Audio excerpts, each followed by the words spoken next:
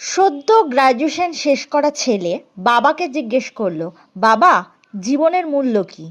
বাবা জীবনের মূল্য বোঝানোর জন্য ছেলেকে একটা ছোট্ট পাথর দিয়ে বলল, যাও কোনো একটা দোকানে গিয়ে জিজ্ঞেস করো এই পাথরের মূল্য কি। ছেলে নিয়ে গেল একটা সবজির দোকানে, সেখানে পাথরের মূল্য বলল 2 ব্যাগ সবজি।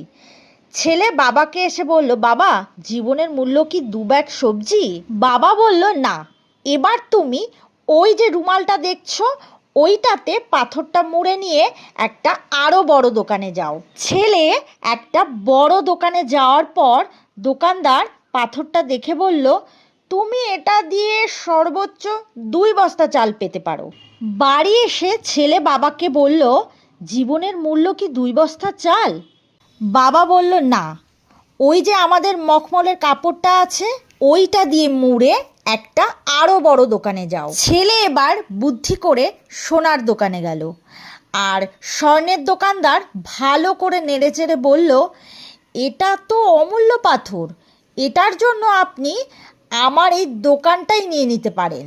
গল্পের ছলেও হলেও এটাই সত্য, আপনি কোথায় আপনাকে উপস্থাপন করবেন এবং কিভাবে উপস্থাপন করবেন এটার উপরেই পুরো মূল্য নির্ভর করছে আপনার জীবনে। তাই তো আপনি ওই পাথরের মতো, যেটা আপনি কোথায় প্রেজেন্ট করবেন এটার উপর আপনার মূল্যায়ন হবে।